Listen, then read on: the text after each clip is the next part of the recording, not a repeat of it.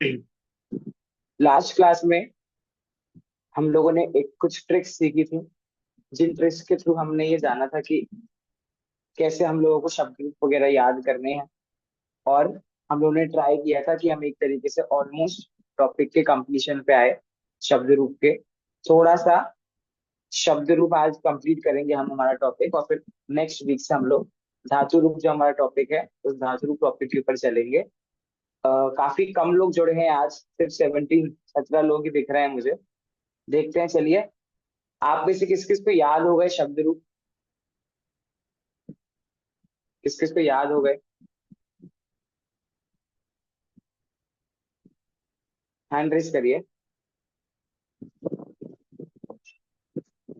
दो लोगों के हाथ उठे हैं अभी। अब तो मैंने ट्रिक समझा दी याद करने की, अब तो ऐसा कुछ डिफिकल्टी ज्यादा आप लोग को आनी नहीं चाहिए। हाँ,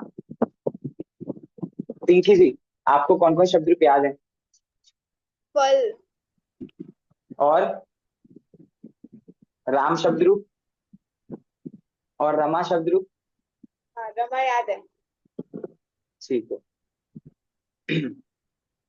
सुनाइए, फल शब्द रूप सुनाइए।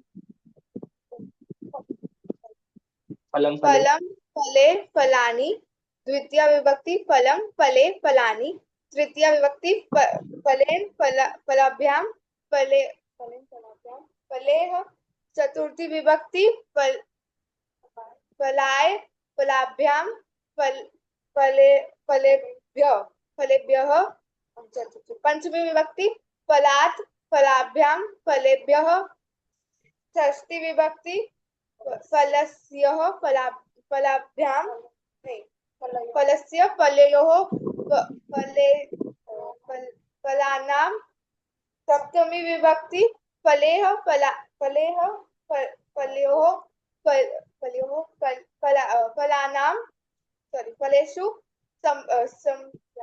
संबोधन। हे फल हे फल हे फल हे फले, सॉरी, हे फलम हाँ, हाँ। हे फलम हे हे फले फलम फले। हे फलानी। और बहुवचन क्या है? हे फला। ठीक है, याद है। धीरे धीरे और पक्का हो जाएगा, है ना? चलिए, कर आप रिवाइज करते रहिए डेली, तो आपको पक्का हो जाएगा, है ना? गुड। अच्छा है। जी, राजेश जी के नाम से जो जुड़े हैं, बताइए आपको कौन कौन शब्द रूप याद है?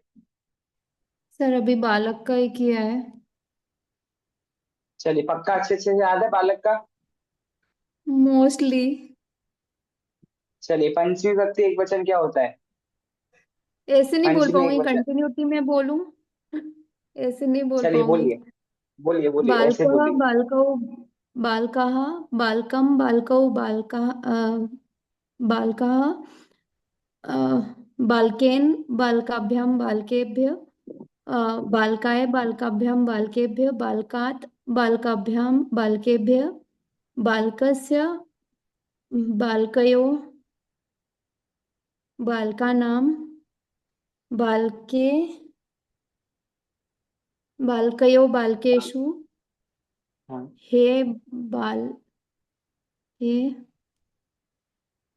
हे बालकः हे बालकौ हे बालकाः। चलिए, ठीक है। संबोधन किसकी तरह चलता है? प्रथमा विभक्ति की तरह फर्स्ट संबोधन वाले के, चलता हाँ। है ना? प्रथमा विभक्ति। चलिए, हाँ। कुछ लोग जिन्होंने हाथ नहीं उठाया है उनसे पूछते हैं। अनूप जी और आशीष जी से मैंने पिछली क्लास में पूछा था, इसलिए मुझे आप लोग का याद है ना? आई होप कि आपको एक आदम नहीं याद हो गए नहीं। ठीक है, फिर भी कुछ लोग जिन्होंने हाथ नहीं उठाया है उनका थोड़ा सा खबर लेते हैं जरा आज।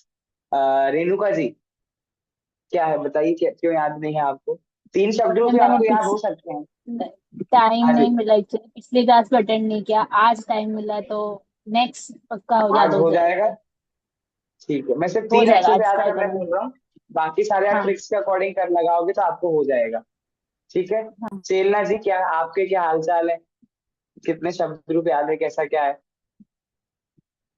सर 6 वर्ड ही याद करने थे तो 6 राम के हो गए, लेकिन उसके बाद वो हम्म, ट्रिक के हिसाब से वो एक वचन में लग नहीं रहा था, तो बाकी का द्विवचन बहुवचन ध्यान हो गया।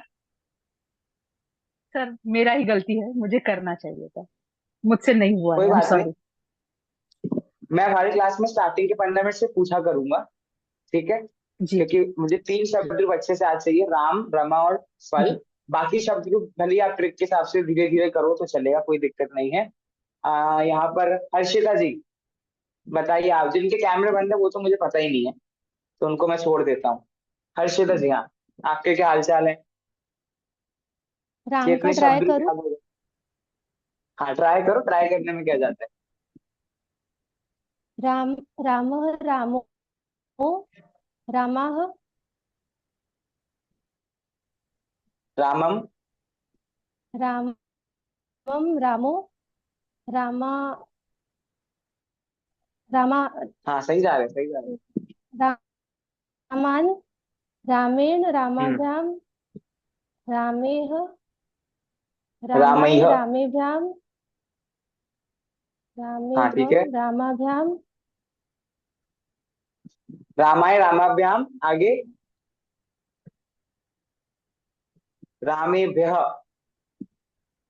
रामेभ्यः, रामात् फिर रामेभ्याम, हाँ रामेभ्याम, रामात् रामेभ्याम, रामेभ्यः, हाँ रामस्य रामयोः, रामे, रामेषु, रामयोः रामेषु, रामेषु रामे। हे राम। बहुत ज्यादा गलती। वो तो नहीं नहीं, लास्ट सही वाले चल रहा है, संबोधन संबोधन तो बचा है संबोधन बस, हो गया ना। संबोधन ही बोलना है बस। क्या बनेगा संबोधन में? हे राम, हे राम, रामा रामो, और हे राम, रामो, और हे रामा। हरि ओम वेद। चलिए, इधर मोक्षम हार्दिक नाम से जो जुड़े हैं, बताइए कैसे, क्या याद है आपको? रमा शब्द बोलूं मैं? रामा क्यों, राम क्यों नहीं? क्योंकि आप आप स्त्रीलिंग हो बोलो। इसलिए। नहीं नहीं, मैं आप जो जो बोल रहा हूँ बोलोगे वो मुझे बोलो। राजा शब्द, राजन शब्द भी सुनाइए आपको। कौन सा? राजन, राजन।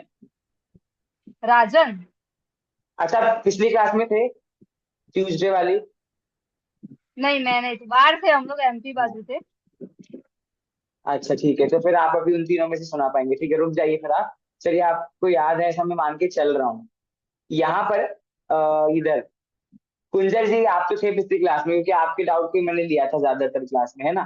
तो मैं आपसे शब्द रूप बोलता हूँ, आप उसमें ट्रिक लगा के मुझे सिर्फ एक वचन बोलने का ट्राई करना, तृतीया से पंचमी विभक्ति, ठीक है? राजन ट्राई करूं? मैं ट्राई करूं राजन? करिए, ट्राई कीजिए, ओनली एक वचन ट्राई करना, सिर्फ एक वचन। ओके। राजा, राजा नौ, राजा नह।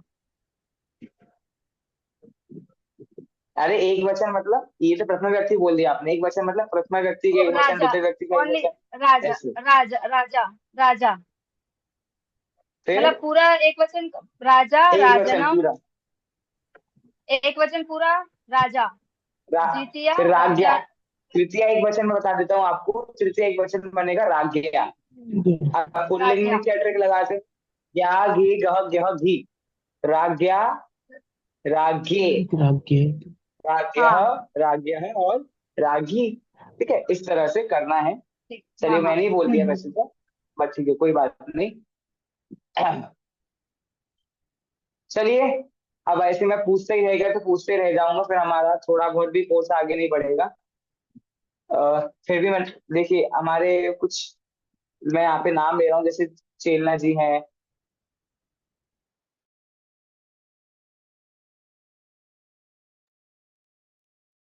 आवाज नहीं आ रही है। जी, समीर जी, नेक्स्ट क्लास पे हैंड रेज हो। 3 शब्द ग्रुप की रिक्वायरमेंट है अभी मेरी बस, और बाकी जो ट्रिक्स लगा के आप लोग अप्लाई कर सकते हो उसके अकॉर्डिंग। आज हम शब्द ग्रुप का टॉपिक निपटा रहे हैं, ठीक है? फिर आपसे डेली पूछेंगे तो आप उसको रिवाइज करते जाना। थोड़ा सा पिछली क्लास की तरफ चलते हैं आज का समझने के लिए, और अगर क्लास के एंड में टाइम बचेगा तो फिर कुछ लोगों से शब्द ग्रुप पूछेंगे वापस से, ठीक है? 3 तरह के शब्द ग्रुप मैंने आपको पीडीएफ भेजी थी, उसमें वैसे 4 तरीके के शब्द ग्रुप उसमें लिखे होंगे अगर आपने पीडीएफ देखा तो। स्वरांत, व्यंजनांत, सर्वनाम और संख्या, जिसमें से व्यंजनांत आप इग्नोर कर दो, हटा दो, ठीक है, व्यंजनांत हमें नहीं देखना है। तो 3 तरह के शब्द रूप हमारे बच जाते हैं।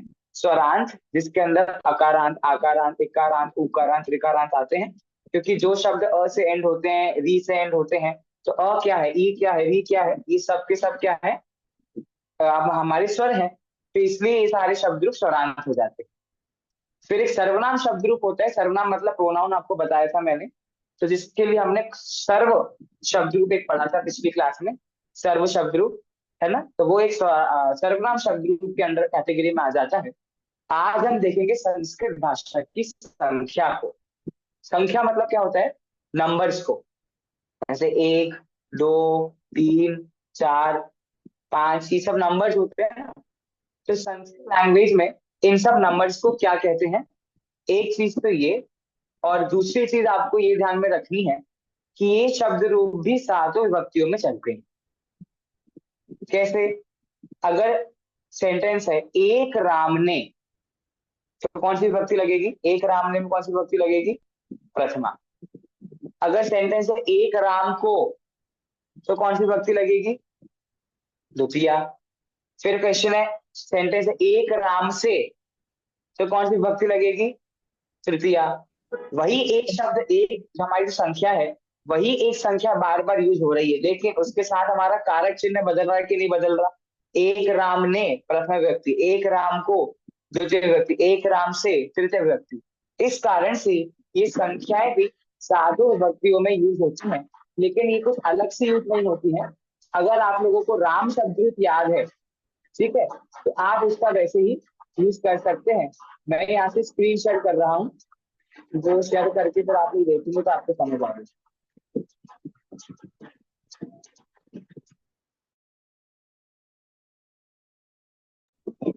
आ गया है आप लोगों के सामने।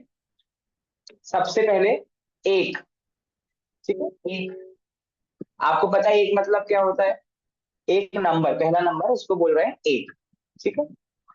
अच्छा, अब मेरा क्वेश्चन है, मैं आप में से किसी से पूछता हूँ, गरिमा जी एक बार आप अपने आप को अनम्यूट कीजिए। गरिमा जी, आपसे मेरा क्वेश्चन है, क्या एक जो ये संख्या है, इसका द्विवचन हो सकता है क्या? वैसे एक, तो नहीं। नहीं वैसे तो नहीं, आपको क्या लगता है, आपसे बताओ, एक जो संख्या है उसका द्विवचन हो सकता है कि नहीं? एक मिनट। एक दिमाग अ, लगाई, हमारी हो सक, वीकनेस हो आज की सकता पूनम है। जी भी हो आज। हो सकता है। क्यों, कैसे हो सकता है, नहीं। कैसे हो सकता है, बताइए, जस्टिफाई और आंसर। अ, चलिए पूनम जी से पूछते हैं तब तक। हाँ जी, पूनम जी हमारे वीक एंड क्लास की स्टूडेंट है, आप बताइए, हो सकता है क्या? नहीं, क्यों, नहीं हो सकता, क्यों नहीं हो सकता? क्योंकि वो है द्विवचन तो दो को बोलेंगे ना, तब वो अपने आप हाँ, में अकेला है तो द्विवचन से आएगा। वेरी गुड है, सिंपल सा लॉजिक है। एक का शब्द का मतलब ही क्या है, एक, एक व्यक्ति, और द्विवचन मतलब होता है दो, है ना, तो एक का द्विवचन हो ही नहीं सकता है। लेकिन अभी स्क्रीन पे आपको दिख रहा है भैया, एक, एकम, एका, एकम, एकम, एकाम, तो ये क्या है? तो आप इसके ऊपर हेडिंग पढ़ो, क्या लिखा है, पुल्लिंग। कारक के दिया एक सेकेंड, कर्ता एक ने सेकेंड, एक उच्चारण से सेकेंड, सब। मैं हाँ, पुल्लिंग, नपुंसकलिंग और स्त्रीलिंग, एक वचन, द्विवचन, बहुवचन नहीं लिखा है। हेडिंग में ऊपर क्या लिखा है, पुल्लिंग, नपुंसकलिंग और स्त्रीलिंग। सेंटेंस है एक राम ने, तो पुल्लिंग का एक यूज करोगे आप प्रथमा विभक्ति का, और अगर आपका सेंटेंस है एक रमा ने, तो एक जो आप यूज करोगे ना एक के लिए, वो कौन सा यूज करोगे, स्त्रीलिंग का एक यूज करोगे। अगर क्वेश्चन है एक फल ने, तो नपुंसकलिंग का एक जो है आप उसको यूज करोगे। समझ आ रहा है, ठीक है। रमा के साथ में जो एक शब्द का प्रयोग होगा वो स्त्रीलिंग का होगा, ठीक है, और फल के साथ में जो एक का प्रयोग होगा वो नपुंसकलिंग वाला एक होगा, और जो राम के साथ में एक शब्द का प्रयोग होगा जो हमारा संख्या है, वो कौन सा होगा, वो पुल्लिंग का होगा। समझ आई मेरी बात, है ना, समझ आई।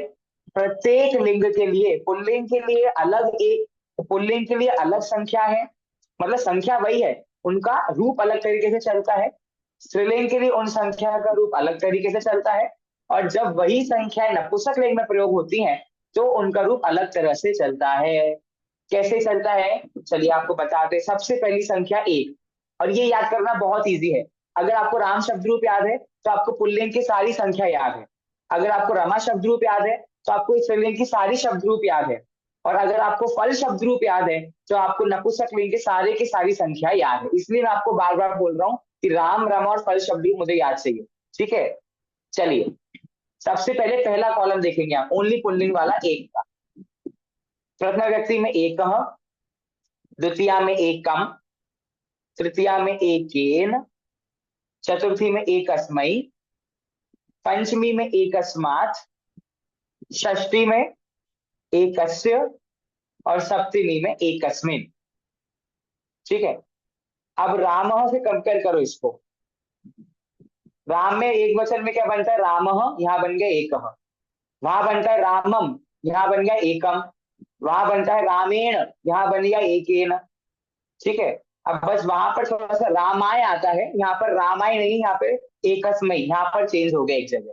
ठीक है, ये आपको याद रखना है कि पंचमी विभक्ति, सॉरी चतुर्थी विभक्ति नहीं, पंचमी विभक्ति एक वचन में चेंज हो जाता है। तो यहाँ पर आपका एकस्मै का प्रयोग किया गया है यहाँ पर पंचमी एक वचन में, और राम शब्द रूप में हमारा क्या बनता है, रामाय, तो वो यहाँ पर चेंज है। ठीक है, एक चीज आपको याद रखनी है। बाकी षष्ठी में आपका रामात बनता है, तो यहाँ पर सॉरी, तो यहाँ पर एकस्मात् लिखा है, फिर षष्ठी में एकस्य लिखा है, और सप्तमी में एकस्मिन् लिखा है।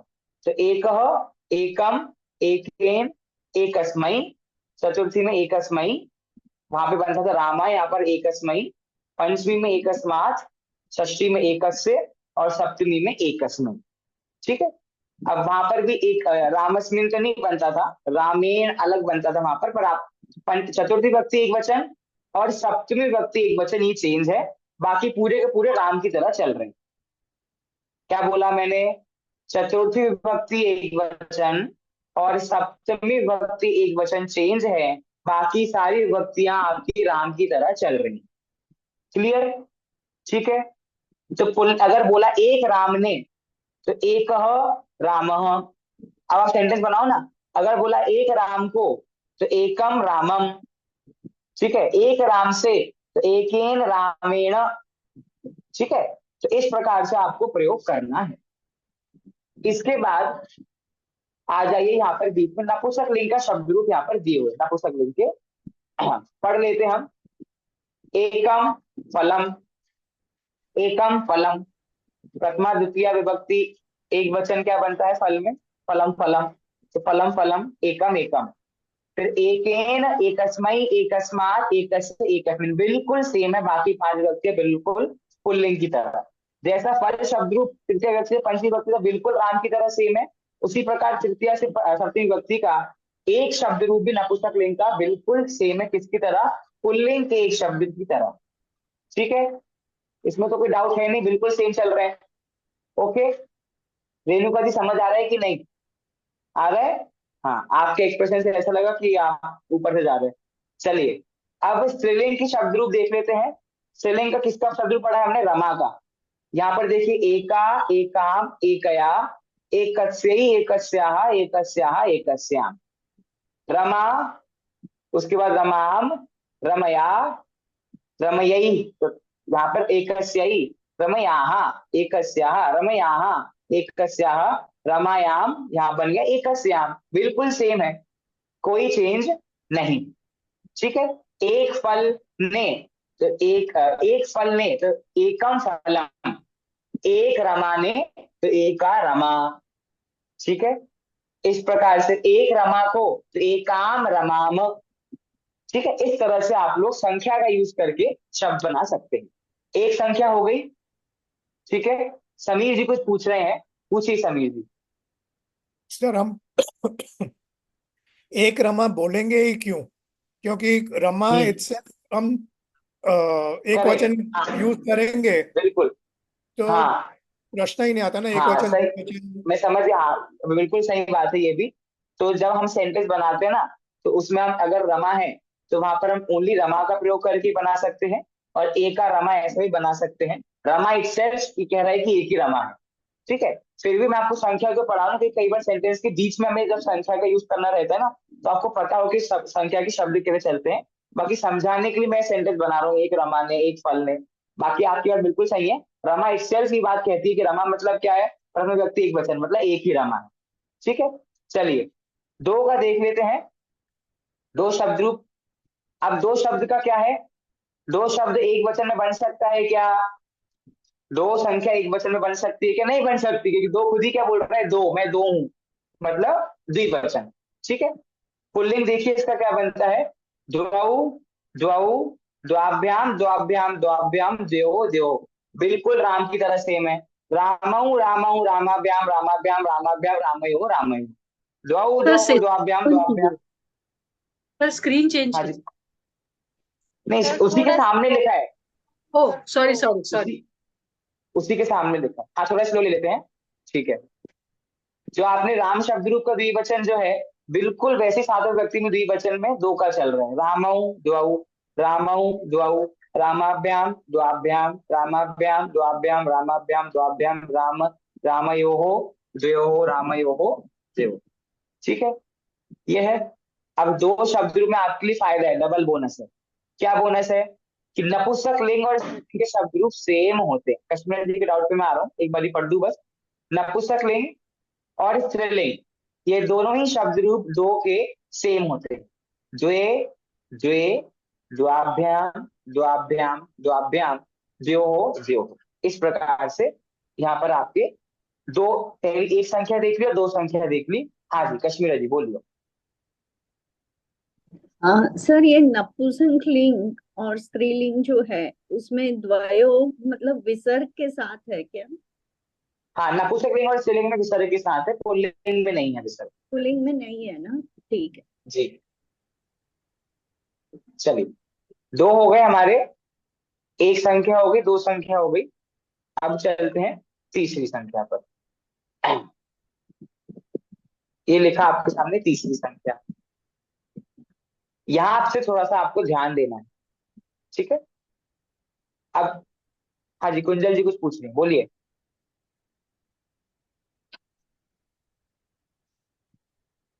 सर वो द्वि का लिखना बाकी है जरा, दो can you share the screen again? ये लीजिए। Thank you. अच्छा आप लोग साथ में लिख रहे हैं, तो मैं शेयर करने वाला था बाद में, मैं बाद में शेयर भी कर दूंगा, है ना। तो जो लोग अभी नहीं लिख रहे हैं वो आराम से लिख सकते हैं। अभी आप लोग समझने पे फोकस करिए कि कैसे शब्द रूप चलते हैं, कैसे काम करते हैं, फिर लिखने का देखने को, ठीक है। आगे बढ़ते हैं तीन शब्द रूप के ऊपर। देखिए अब ये पक्की बात है। अब यहां से जो भी, देखिए नीचे आप रूल पढ़िए, सूचना में क्या रूल लिखा है देखिए। 3 से 18 तक की संख्याओं के रूप केवल बहुवचन में ही चलते हैं। 3 से 18 तक की संख्या, भाई 19 भी तो बहुवचन है, 20 भी तो बहुवचन है, तो उसके क्या रूल है वो आपको तब बताएंगे। अभी वैसे भी हम सिर्फ 10 तक की संख्या करेंगे, उसके आगे नहीं करेंगे। सिर्फ 10 तक की संख्या भी हमें करना है, बाकी नहीं करना है, ठीक है। तो 3 से लेकर 18 तक के हमारे जो नंबर्स है वो किस में चलेंगे, वो हमारे सारे बहुवचन में चलेंगे। ये रूल आपको याद रखना है। चलिए अब राम शब्द का बहुवचन, और यहाँ पर तीन शब्द का, थ्री जिसे हम कहते हैं, त्रयः यहाँ विसर्ग आएगा, प्रथम व्यक्ति पुल्लिंग में विसर्ग है। त्रयः, त्रीन, त्रिभिः, त्रिभ्यः, यहाँ विसर्ग आएगा, त्रिभिः में विसर्ग आएगा, त्रिभ्यः में विसर्ग आएगा, त्रिभ्यः में विसर्ग आएगा। त्रयाणाम त्रिषु, त्रयः, त्रीन, त्रिभिः, त्रिभ्यः, त्रिभ्यः, त्रयाणाम त्रिषु, ठीक है पुल्लिंग। अब स्त्रीलिंग में फलम फले फलानी त्रीणी, फलम फले फलानी त्रीणी। फिर देखिए बिल्कुल सेम है, जैसा पुल्लिंग में चलेगा आपका तृतीया से सप्तमी व्यक्ति, बिल्कुल सेम आपका चलेगा यहाँ पर भी नपुंसक लिंग का भी तृतीया से सप्तमी। त्रिभिः, त्रिभ्यः, त्रिभ्यः, त्रयाणाम त्रिषु, ठीक है। तो इसमें तो कोई है नहीं, ये रूल है। जब भी नपुंसक लिंग आएगा बिल्कुल पुल्लिंग की तरह, इकारान नपुंसक लिंग इकारान पुल्लिंग की तरह, तकारान नपुंसक लिंग तकारान पुल्लिंग की तरह, फिर अकारान नपुंसक लिंग अकारान की तरह। त्रि शब्द रूप नपुंसक लिंग का बिल्कुल त्रि शब्द रूप पुल्लिंग की तरह चलेगा। तो ये हमेशा रूल आप लगा लो जैसा पुल्लिंग है उसके सेम चलेगा, उसी की तरह वाला जो नपुंसकलिंग का रूप होगा। एक याद कर लो, आपको दो याद हो जाएंगे। आगे स्त्रीलिंग शब्द रूप कैसा चलेगा 3 में? ये देखो तिस्रः, तो है उसमें सर हम लिख रहे कौन तो सुन बोल नहीं सकते। लिख रहे हैं? तो तो मत लिखो ना आप, अभी अभी से सुनो, मत लिखो अभी आप। हाँ हाँ, मैं भेज भेज दूंगा ना आपको बाद में। बात तो सही है, तो लिख पाओगे या सुन पाएंगे? तो अभी आप सुन लो, ठीक है? रिकॉर्डिंग देख के भी आप बाद में लिख सकते हो, नहीं तो मैं पीडीएफ शेयर करूंगा। देखिए, तिस्रः लिखा है यहाँ पर, स्त्रीलिंग का एक वचन। तो तिस्रः कैसे लिखते हैं बता देता हूँ। तो में छोटी है, रस्व ही है, आधा स है, और त्र, और ठीक है, तिस्रः विसर्ग आएगा यहाँ पर। तिस्रः, नीचे भी तिस्रः, फिर तिस्र भी, अब यहाँ पे स पूरा हो जाएगा, स के नीचे है रेफ, नीचे स के नीचे रेफ है, तिस्र भी विसर्ग है यहाँ पर भी। फिर तिसरी भ्यः, अब यहाँ पर रेफ वाला डंडा नहीं है, नीचे जो रेफ बनती है आपकी कृति में, जो रेफ बनती है ना, वैसी रेफ है। तिसृभ्यः, तिसृभ्यः, तिसृणाम, तिसृषु, बिल्कुल सेम है जैसा स्त्रीलिंग में चलता है। बालिका, बालिका, बालिका भी, बालिकाभ्य, बालिकाभ्य, बालिकाणाम, बालिकासु, बस यहाँ पे तिसृषु। इस तरह से 3 शब्द रूप आपके चलेंगे पुल्लिंग, स्त्रीलिंग, नपुंसकलिंग में। अब जैसे आपके 3 शब्द रूप है ना, 3 शब्द रूप, डिट्टो वैसा का वैसा आपका 4 शब्द रूप है, डिट्टो बिल्कुल वैसा ही है, कोई उसमें चेंजेस नहीं है। हाँ जी, कश्मीर जी कुछ कह रही हैं, बोलिए। हाँ सर, यहाँ पे जो 3 का रूप आपने बताया है, शब्द रूप, उसमें कहीं कहीं आपने विसर्ग बताया, तो वो कहाँ कहाँ पे मैं बताता हूँ, वापस हाँ बताता हूँ। देखिए, ये आप नियम लगाइए, तृतीया हाँ। चतुर्थी पंचमी विभक्ति का बहुवचन जहां पर भी आएगा वहां पर सभी जगह विसर्ग लगे, कोई भी शब्द रूप हो। अब 3 ओके। शब्द रूप बहुवचन भी बन रहा है, तो तृतीय विभक्ति चतुर्थी पंचमी तीनों में विसर्ग लगेगा, चाहे पुल्लिंग हो, चाहे स्त्रीलिंग हो, चाहे नपुंसकलिंग हो, ठीक है? उसके अलावा पुल्लिंग का एक वचन त्रयः, यहाँ पर विसर्ग आएगा, ये मैंने आपको बताया था। फिर स्त्रीलिंग का जो प्रथमा व्यक्ति एक वचन है तिस्रः, यहाँ विसर्ग आएगा, ओके? बस, और तीसरा है तो नीचे द्वितीय व्यक्ति एक वचन स्त्रीलिंग में, वहां भी विसर्ग आएगा।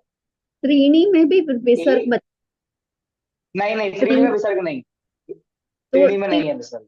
तीसरा में है और त्रिभ्य में है, बराबर है।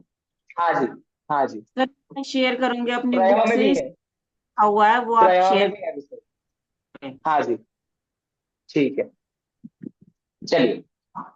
3 शब्द रूप जैसा मैं आपको बता रहा था, जैसा 3 शब्द रूप है बिल्कुल एग्जैक्ट वैसा ही आपका चत्वार 4 शब्द रूप है। देखो बिल्कुल आप कंपेयर करो, यहाँ त्रयः था, यहाँ चत्वारः है, त्रीन, बस यहाँ चेंज है, यहाँ पे चतुर बन गया, बस यहाँ पर चेंज है, बाकी पूरे का पूरा शब्द रूप जो आपका बन रहा है सेम है। यहाँ पर त्रि भी था, यहाँ पर चतुर भी है, यहाँ पर त्रिभ्य था, यहाँ चतुर्भ्य है, यहाँ पर त्रिभ्य था, यहाँ चतुर्भ्य है, यहाँ त्रयाणाम था, यहाँ चतुर्नाम है, यहाँ त्रिशु था, यहाँ चतुर्शु है, बिल्कुल सेम है आपका, ठीक है? पुल्लिंग और स्त्रीलिंग, मतलब त्रि के पुल्लिंग और स्त्रीलिंग, पुल्लिंग और चतुर का पुल्लिंग बिल्कुल सेम है। अब नपुंसकलिंग देखो, यहाँ त्रीणी था, यहाँ चतवारी है, यहाँ त्रीणी था, यहाँ चतवारी है, यहाँ त्रिभिः, यहाँ चतुर्भिः, यहाँ त्रिभ्यः, यहाँ चतुर्भ्यः, यहाँ त्रिभ्यः, यहाँ चतुर्भ्यः, यहाँ त्रयाणाम, यहाँ चतुर्णाम, यहाँ त्रिषु, यहाँ चतुर्षु, ठीक है? बिल्कुल सेम है।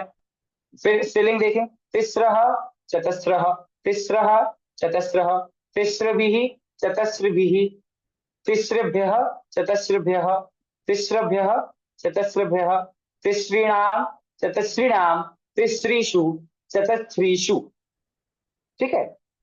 बिल्कुल वही तरीका आपको अपनाना है जैसा ये बन रहा है उसी तरह से। अच्छा, मैं आप लोगों से पूछती हूँ, आप लोग पढ़ पा रहे हो कि नहीं पढ़ पा रहे? अनूप जी, एक बार त्रि शब्द रूप का स्त्रीलिंग पढ़ेंगे आप? हाँ, वो इसलिए मैंने पूछा। हाँ जी, अनूप जी एक बार स्त्रीलिंग पढ़िए 3 शब्द त्रि का। त्रीणि नपुंसक ना सर? स्त्रीलिंग नहीं नहीं, स्त्रीलिंग। तिस्रः, तिस्रः, हाँ तिस्रः, हाँ, तिस्रः, तिसृभिः, तिसृभिः, एक सेकंड, हाँ ठीक है, तिसृभिः, तिसृभ्यः, हाँ फिर तिसृभ्यः पंचमी, तिसृणाम षष्ठी, हाँ तिसृषु हाँ, सप्तमी। वेरी गुड, बहुत अच्छा, बहुत अच्छा, वेरी गुड। हाँ जी, पिंकी जी बोल रहे थे कि उनको क्या दिक्कत है, आप वही पढ़ेंगी। चलिए पढ़िए आप, चतुर का पढ़िए स्त्रीलिंग।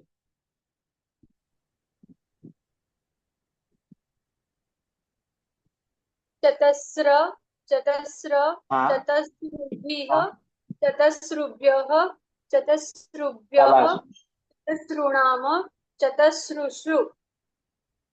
शाबाश, आ रहा है पढ़ना, और क्या है ना। Very good. इसलिए सबसे पहले मैंने आपको वर्णमाला वाला पढ़ाई थी ताकि आपको उच्चारण करना है। ठीक है, चलिए अब आप लोग का बिल्कुल बोझा कम हो गया है।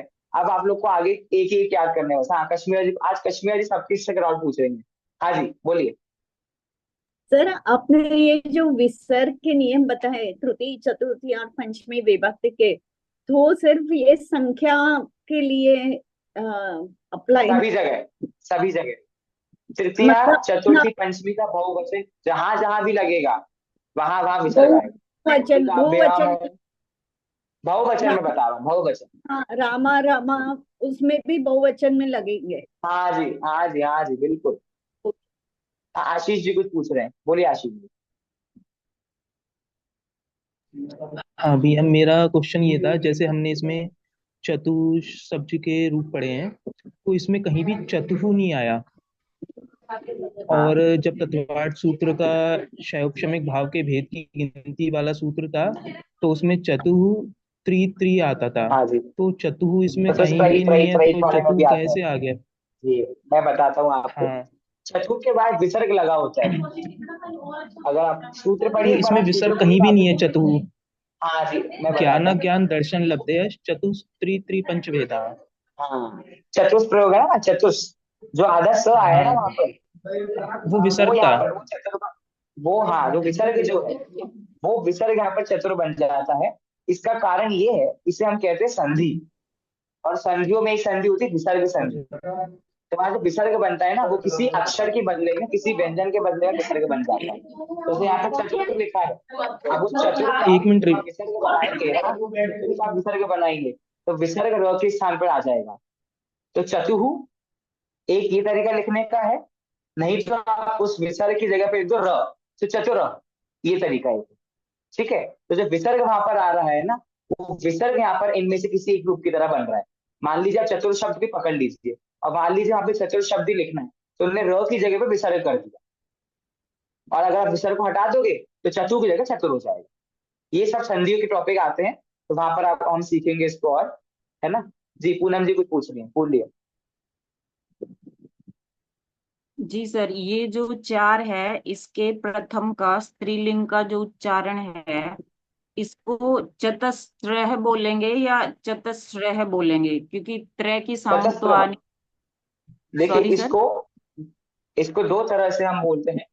जो कई बार हम्म, संस्कृत व्याकरण जो लोग पढ़ते हैं, जब उनसे हम पढ़ते हैं तब उसको चतस्र ऐसे ही बोलते हैं। और बाकी हमें कई बार डाउट आता है कि भाई यह तो त्र है, तो चतस्र ये भी सही है और चतस्र ये भी सही है। वैसे शुद्ध उच्चारण में चतस्र इस प्रकार से होना चाहिए, क्योंकि त्र और का सर साउंड वहां पे आना चाहिए। जैसे तृतीया विभक्ति है, इसमें ह्रस्व ई की मात्रा है और विसर्ग लगा हुआ है, तो इसको बोलने में बड़ी परेशानी होती है कि जैसे चत्स्रभिः, मतलब ई की साउंड के हाँ साथ अह को थोड़ा सा लंबा खींचेंगे। देखिए मैं बताता हूँ कैसे बोलना है। चतस्रु, जी। श्रु पे रुक जाए, चतस्रु भी, बस श्रु पे रुक चतस्रभिः। जाइए, एक सेकंड का पॉज दीजिए, चतस्रु भी ऐसे करके बोलिए। ठीक है, जी चलिए ठीक। आगे बढ़ते हैं। अब आप लोगों के लिए इजी हो जाएगा, क्योंकि अब आगे आप लोगों को सिर्फ एक ही रूप याद करने हैं, तीन तीन रूप भी याद नहीं करने। एक सेकंड,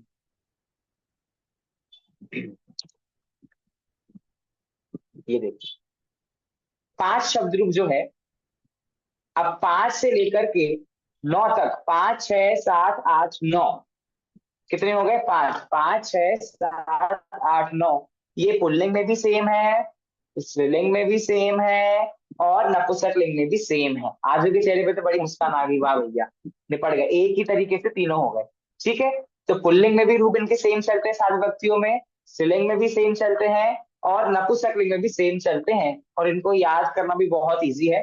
फटाफट से हम कर लेते हैं। सबसे पहले आपके सामने पंचन, 5, आपको मूल शब्द भी याद रखना है, 5 मूल शब्द नहीं है, पंचन ये मूल शब्द है। 7 विभक्ति किस तरह चलेगी वो पढ़ रहा हूं यहाँ से। पंच, पंच, पंचभिः, पंचभ्यः, पंचभ्यः, पंचानाम, पंचसु, सॉरी पंचसु, सु नहीं पंचसु। वापिस से आप लोगों के लिए पढ़ देता हूं। पंच, पंच, पंचभिः, पंचभ्यः, पंचभ्यः, पंचानाम, पंचसु। एग्जैक्ट सेम आपका ष है, जैसे षष्ठ संस्कृत में क्या कहते हैं षष्ठ, देखिए बिल्कुल सेम है। वहां पंच था, यहाँ षट, षट के टर्म में हलंत है, षट, षट। अब षट भी, देखिए ट की जगह क्या आ गया तृतीय विभक्ति में ड, और ड में हलंत है, षट भी, षड्भ्यः, षड्भ्यः, षण्णाम, यहाँ पे 2 न है, एक हलंत वाला न है और एक पूरा न है, षण्णाम, षट्सु। अब यहाँ पर ट वापस आ गया सप्तमी विभक्ति में, षट, षट, षड्भिः, षड्भ्यः, षड्भ्यः, षण्णाम, षट्सु। ठीक है, इस तरह से। हाँ कुंजल जी, कोई डाउट है बोलिए कुंजल जी। सर ये पंच ये आप लिख के दिखाए ना, कैसे लिखना है पंच? ठीक है, मैं एक सेकंड, ठीक है मैं इसको बता देता हूँ, देखिए चलिए मैं इसको बताता हूँ एंड में। वैसे आपको पता है इसमें जैसे लिखा है वो कैसे लिखना है, आप प लिखो, ठीक है, प लिखो, आधा य लिखो, य का डंडा मत खींचो, ओनली य लिखो और उसमें च जोड़ दो।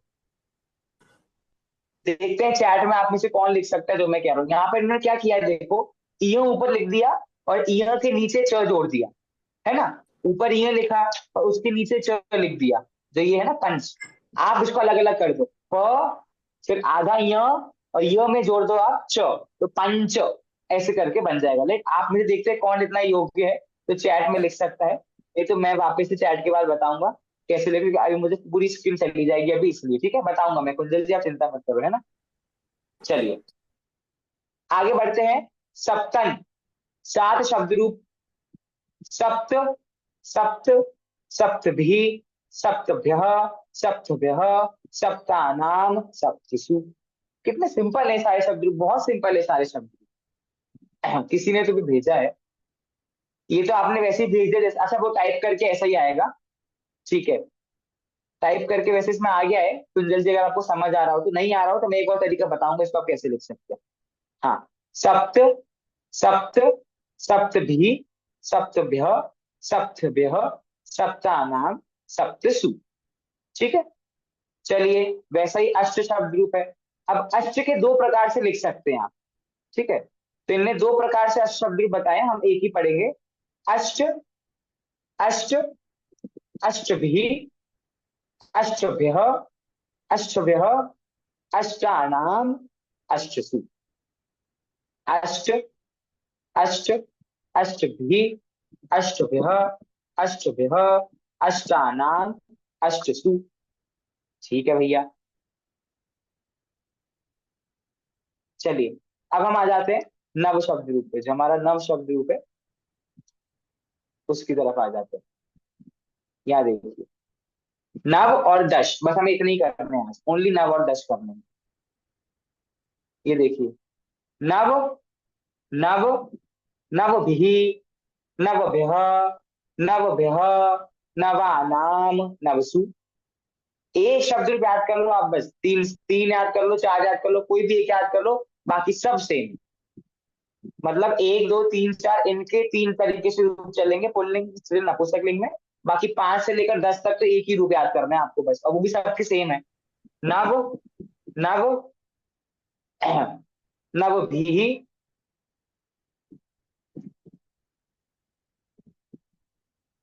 नवभ्यः, नवभ्यः, नवानाम और नवसु। दशन, 10 शब्द रूप जो होते हैं दशन, वो करते हैं। दश, दश, दशभिः, दशभ्यः, दशभ्यः, दशानाम, दशसु।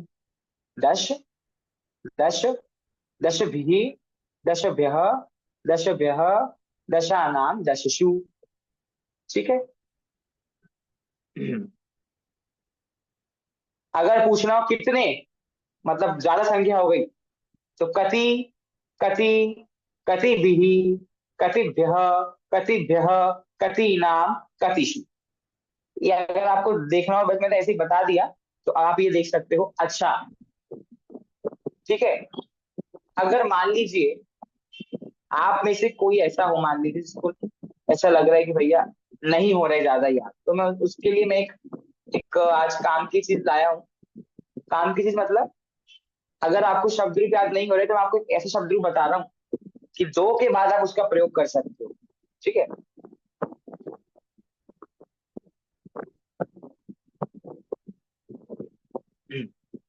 दिख रहा है आपको स्क्रीन पे, है ना?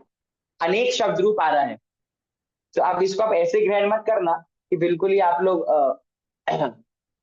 इसको याद करके बैठ जाओ। लेकिन अगर दो शब्द रूप, एक पहले का आपको याद हो गया, एक का और दो का याद हो गया, और दो के बाद तो जो कुछ भी है वो सब कुछ अनेक है, बहुत सारे हैं।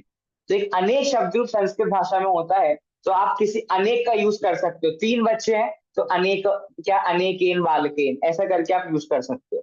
तो अनेक शब्द रूप मैं आपको बता रहा हूँ, तो आप ये भी यूज कर सकते हो। अगर आपको संख्या नहीं आ रही हो दो के बाद, तो आप अनेक शब्द रूप का प्रयोग, तीन जहां पर भी तीन है, चार है, पांच है, छह, कितने ही हो, दो से ज्यादा कोई भी नंबर हो, तो आप लोग अनेक शब्द रूप का प्रयोग कर सकते हो। देखो, इसके तीन वचन में चलते हैं। अनेकः, अनेकौ, अनेकाः, बालकः, बालकौ, बालकाः, बालकं, बालकौ, बालकान्, अनेकम्, अनेकौ, अनेकान्, बालकेन, बालकाभ्यां, बालकैः, अनेकेन, अनेकाभ्याम्, अनेकैः, बालकाय, बालकाभ्यां, बालकेभ्यः, अनेकाय, अनेकाभ्याम्, अनेकेभ्यः, बालकात्, बालकाभ्यां, बालकेभ्यः, अनेकात्, अनेकाभ्याम्, अनेकेभ्यः, बालकस्य, बालकयोः, बालके, बालकानाम्, अनेकस्य, अनेकयोः, अनेकानां, बालके, बालकयोः, बालकेषु, अनेके, अनेकयोः, अनेकेषु, हे बालक, हे बालकौ, हे बालकः, हे अनेक, हे अनेकौ, हे अनेकाः। सिंपल। ठीक है। इसलिए मैंने आपको बार बार कहा है, बालक शब्द रूप याद करो और छुट्टी पाओ। ठीक है। तो इस तरह से दो से ज्यादा कोई भी अगर आपकी संख्या है, तो वहां पर आप कौन शब्द रूप प्रयोग कर सकते हो? तो वहां पर आप लोग अनेक शब्द रूप का प्रयोग कर सकते हो।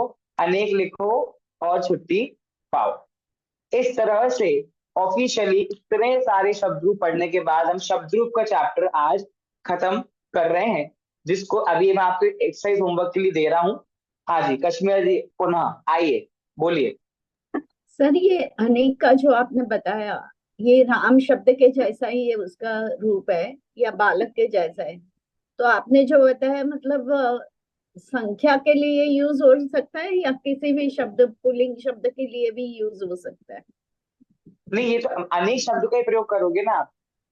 मैं अच्छा, संख्या के उसमें बता रहा हूँ, संख्या में यूज करो आप। दो से ज्यादा कोई चीजें हैं तो संख्या की बहुत जगह चीजें हो हम, जाएंगी, बहुवचन है ना, तो आप अनेक ओके, शब्द का उपयोग कर सकते हो। ऐसा। बराबर है। ओके। चलिए, ओके देन। आपका होमवर्क समझा देता हूँ आप लोगों को, मतलब अभी एक सेकंड दीजिए मुझे, मैं होमवर्क वाली पीडीएफ खोलूं, तब तक किसी को डाउट हो तो पूछ लीजिए। नहीं तो हम शब्द रूप का चैप्टर ऑफिशियली आज खत्म करेंगे। नेक्स्ट वीक से हम धातु रूप पे आएंगे, और उसके नेक्स्ट वीक से हम वाक्य बनाएंगे, और वाक्य बनाएंगे हम कम से कम 5 से 6 क्लास। जी रेणुका जी बोलिए। वो जो 8 में 2 लाइन था ना, वो 2 लाइन किस लिए था? मतलब सबके लिए एक एक था, 8 के लिए 2 था ना? वो हाँ, मतलब दोनों तरह से रूप चलते हैं उसके, ऐसा भी चला ओके, सकते हो राइट हैंड साइड। मैंने एक ही पढ़ा, अभी एक तो हो जाए याद हमें, इसलिए मैंने एक ही पढ़ा अभी, ओके। है ना। चलिए, मैं स्क्रीन शेयर कर रहा हूँ और आपको होमवर्क भी समझा देता हूँ क्या करना है आपको। हाँ, कमिंग वीक के लिए आपका, हाँ, आज की पीडीएफ आपके पास आ जाएंगी। पूनम जी जो वीक एंड क्लास थी, वो मुझे सही पीडीएफ भी भेज देते हैं, उनकी बुक में विषय वगैरह लगा के सब सही पीडीएफ है, तो वो मैं आपको भेज दूंगा। सर, हाँ ये जो पीडीएफ है उसमें काफी जगहों पे विसर्ग का प्रॉब्लम है, तो कोई जी, तो करेक्टेड मैं सही भेज पीडीएफ? दूँ। करेक्टेड पीडीएफ में नहीं है, जो बुक्स प्रिंट होके आई है ना, रचनानुवाद कौमुदी में से मैं ही ले रहा हूँ, तो वो रत्नानुवाद कौमुदी की बुक्स में सही है। पीडीएफ क्या है, एक बार वो आ जाती है अपलोड तो वो वही रहती है सालों साल, लेकिन बुक्स हर साल नई प्रिंट हो जाती है ना, तो इसलिए बुक्स में काफी जगह करेक्शन है, तो वो करेंगे। चलिए ध्यान दीजिए यहाँ पर क्वेश्चन क्या कह रहा है, सर अभ्यास वो कर बुक रहे की हैं, पीडीएफ अभ्यास मिल सकती है क्या? मिल जाएगी, उसकी पीडीएफ भी भेज देंगे, मिल जाएगी। Okay sir, thank you. प्रश्न 1, कोष्ठके प्रदत्त पदानां समुचित विभक्ति प्रयोगेण वाक्यानि पूरयत। कोष्ठके ब्रैकेट में, मैं आपको मतलब समझा रहा हूँ क्वेश्चन का, ठीक है, आपको कैसे कोष्ठके कौन सी विभक्ति है यहाँ, कौन बताएगा, हैंड रेस करना है बस। कोष्ठके विभक्ति कौन सी है इस शब्द में, फटाफट फटा, अब मुझे मजा आ रहा है, जल्दी जल्दी हाथ उठाइए। कोष्ठके कौन सी विभक्ति है, बस 4 लोग को पता है, सिर्फ 3 शब्द याद होंगे तो पता होगा। कोष्ठके कौन सा वचन, कौन सी विभक्ति, चलो वचन छोड़ दो, ओनली विभक्ति बताना है। चलिए थोड़ा सा जिन लोगों का कैमरा ऑफ है उन पे थोड़ी सी करुणा कर देते हैं। अमीशी जी बोलिए, कौन सी विभक्ति है कोष्ठके में? षष्ठी विभक्ति एक वचन। गलत, गया मौका हाथ से, ऐसा मत करो भैया, षष्ठी कैसे कोष्ठके में? प्रतिभा जी बोलिए।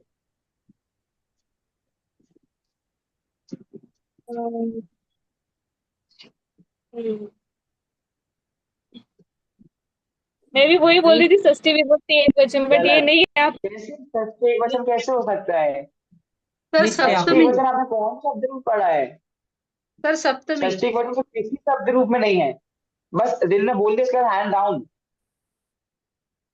मैं बोलूं ऐसे तो भैया? काम नहीं चलेगा। नहीं नहीं रुक, मुझे पता है आप लोगों को बहुत एक्साइटमेंट है, रुक जाइए थोड़ा सा। सर सप्तमी विभक्ति प्रथम एक हाँ वचन। हाँ बस बोल ही दिया, हाँ पता नहीं किसने बोल ही दिया, सर, चलो कोई मैंने भी बात नहीं। बोला। हाँ हाँ वेरी गुड, आपको शाबाशी, यहाँ से बहुत बहुत बधाई हो आप लोगों को। कोष्ठके सप्तमी एक वचन मतलब कोष्ठक में, ठीक है, कोष्ठक में, या मे पेपर था ना हमारा, कर्ता ने कर्म को संविधान अपराध अधिकरण में पेपर, तो कोष्ठक में मतलब ब्रैकेट में प्रदत्त पदानाम, जो शब्द दिए हुए हैं, समुचित विभक्ति प्रयोगेण, समुचित सही विभक्ति का प्रयोगेण प्रयोग करते हुए, प्रयोगेण कौन सी विभक्ति है? प्रयोगेण, तीसरी। हाँ बोल दिया आशीष जी, तीसरी, ठीक है, तो प्रयोग करते हुए वाक्यानि, वाक्यों को पूरा कीजिए। वाक्यानि कौन सी विभक्ति, कौन सा वचन, द्वितीय, कौन सी विभक्ति कौन सा वचन, द्वितीय। बहुवचन द्वितीय विभक्ति। बताइए पहले शब्द रूप कौन सा है, पुल्लिंग से नपुंसकलिंग? शब्द रूप कौन सा है वाक्यानि में? नपुंसकलिंग। फलम फली फलानी, वाक्यम वाक्ये वाक्यानि, है ना, तो बहुवचन। हाँ वाक्यों को पूरा कीजिए, ब्रैकेट में दिए शब्दों के द्वारा वाक्यों को पूरा कीजिए। मैंने क्वेश्चन में से इतने क्वेश्चन निकाल दिए, आपको ऐसे दिमाग दौड़ना चाहिए आपका, तो आपको बेसिकली कुछ नहीं करना है। इनने ब्रैकेट में देखिए एक शब्द दिया आपको, मान लीजिए गंगा शब्द दिया है, और गंगा के बाद में लिखा है षष्ठी एक वचन, तो गंगा शब्द का षष्ठी एक वचन में क्या बनेगा, वो यहाँ पर आपका आंसर आएगा, ठीक है, गंगा का षष्ठी एक वचन में क्या बनेगा वो आपका आंसर है। ऐसे ही करके बालिका का तृतीया बहुवचन में क्या बनेगा, गगन शब्द का सप्तमी एक वचन क्या बनेगा। मैंने आपको पहली ट्रिक बताई है, पहले आपको पता करना है वो शब्द पुल्लिंग है कि स्त्रीलिंग है कि नपुंसकलिंग है, उसके बाद आपको पता करना है वो शब्द अकारांत है, इकारांत है, उकारांत है, ऋकारांत है, क्या है, फिर उसके अकॉर्डिंग आप उसको रूल लगाओ और उस विभक्ति का उस वचन प्रयोग करो, शब्द लगाओ। धेनु का षष्ठी एक वचन, नदी का द्वितीय एक वचन, विध्वंस का षष्ठी बहुवचन, भवत शब्द का, अब भवत मैंने पढ़ाया नहीं अभी, ठीक है, भवत गच्छत और एतद अभी मैंने पढ़ाई नहीं है, तो इनको अभी हम छोड़ देते हैं, ठीक है, ये नेक्स्ट क्लास में ले लेंगे। भवत गच्छत एतत्, ये और तत्, ठीक, ये सब शब्द पता है सर्वनाम शब्द रूप है, भवत गच्छत एतत्, ये सारे एक काम करता हूं, ये सारे शब्द रूप भी मैं आपको भेज दूंगा, भवत शब्द रूप, गच्छत शब्द रूप, एतत् शब्द रूप और तत् शब्द रूप, ये सारे सर्वनाम शब्द रूप है, इनके आप रूप देख लेना, पढ़ के उनको यूज कर लेना। वापस से बोल रहा हूँ, भवत गच्छत एतत् तत्, ऐसे मैं कितने शब्द रूप कराऊंगी क्लास में, तो मैं आपको भेज रहा हूँ ये शब्द रूप, 4 शब्द रूप भेजूंगा आपको, भवत शब्द रूप, गच्छत, गच्छत तो मैंने करा दिया मेरे हिसाब से, भवत शब्द, एतत् शब्द और तत् शब्द, ये तीनों शब्द रूप क्या है, सर्वनाम, तो इस सर्वनाम शब्द रूप भेजूंगा ग्रुप पे आपको 7 विभक्तियों के साथ, वो आप पढ़ लेना, उसके अकॉर्डिंग यूज करना है। प्रवीणा जी कुछ बोल रही है, बोलिए। नहीं, अनम्यूट। वही था जो सिर्फ पीडीएफ शेयर कर लेना। हाँ, ये मैं वैसे कर चुका हूँ, आप लोग को पता हो, पिछली क्लास में ट्यूसडे को मैंने शेयर की थी, वापस कर दूंगा। ओके, ठीक है, हम्म। आगे देखिए। चलिए आगे का भी रहने दीजिए, आगे अभी आपको समझ नहीं आएगा, आएगा आपको भी कठिन हो जाएगा। ये थोड़ा वाक्य बनाने वाले पे आ गई, ये हम थोड़ा आगे जाके करेंगे, ठीक है। अभी आप ही छोड़ दो। तो आपको भी सिर्फ ये 10 क्वेश्चन बस करने हैं, बाकी अभी इसके सेकंड क्वेश्चन आपको भी नहीं करना है, वो आपको भी कठिन हो जाएगा, वो अभी बाद में, तो पहले आपको मैं सिखा दूं फिर कराएंगे। हाँ जी आशीष जी बोलिए। ये विध्वस शब्द, ये चीज समझ नहीं आया। विध्वस षष्ठी जो विध्वंस मूल बहुवचन शब्द लिखा है यहाँ पर, आया था असंत शब्द करके आपको आया है, देखेंगे आप तो। असंत शब्द, जो शब्द स से खत्म होते हैं उन्हें असंत शब्द रूप कहते हैं। तो विध्वस, इसका किस तरह रूप चलेगा ढूंढना आप। विद्वान, ठीक है। विद्वान करके चला था ना, अगर आपको याद हो तो। जी कश्मीर जी बोलिए। हाँ सर। हाँ, क्योंकि आप म्यूट हो गए वापस।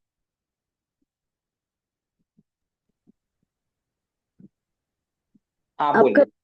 पीडीएफ चला गया, पीडीएफ में एक शब्द था और मैंने हटा दिया। हाँ एतत्, और उसके बाद में पुलिंग, तो एतत् शब्द को पुलिंग की तरह यूज करना है और फिर विभक्ति लगानी है, ऐसा जी, ऐसा ऐसा बिल्कुल बिल्कुल करना।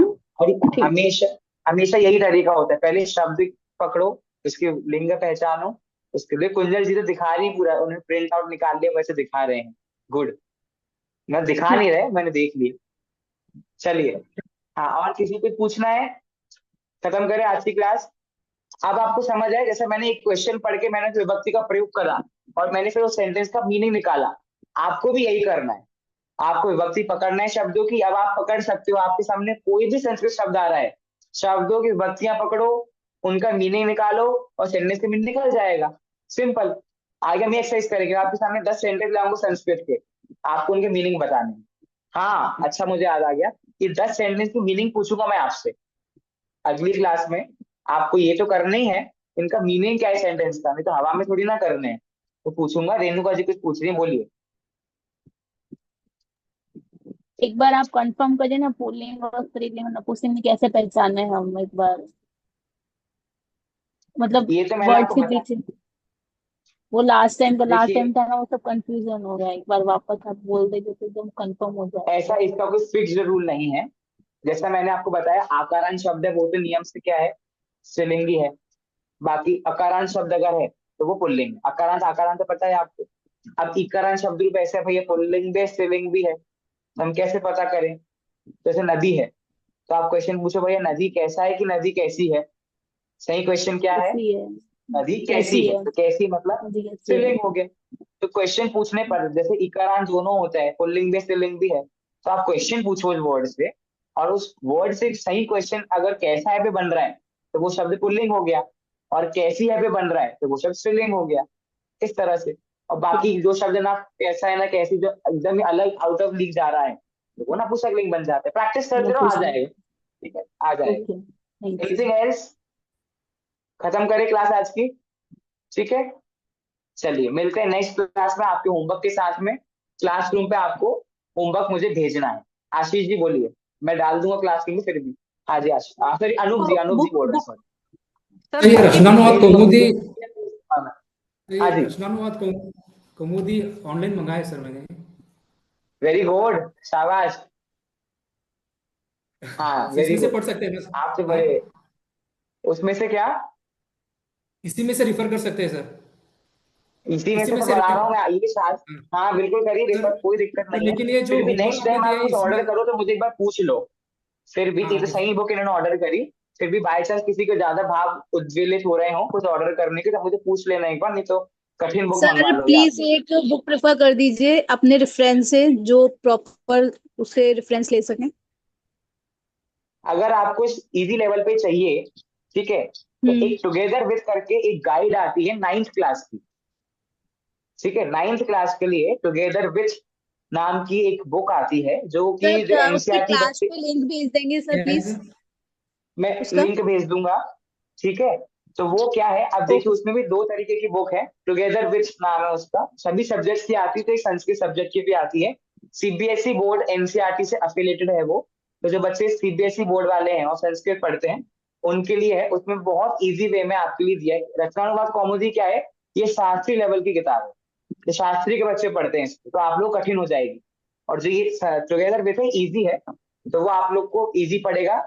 और उसमें 2 तरीके की बुक आती है, एक आती है जिसमें क्वेश्चन आंसर होते हैं क्वेश्चन बैंक की तरह, और एक है जिसमें कि कंटेंट है, सिलेबस है। तो सिलेबस वाली आप लोग मंगवाना, लेकिन फिर भी अभी आपको जरूरत नहीं है। जो कंटेंट मैं आपको भेज रहा हूँ पीडीएफ वगैरह, आप उसको प्रेफर कर लो।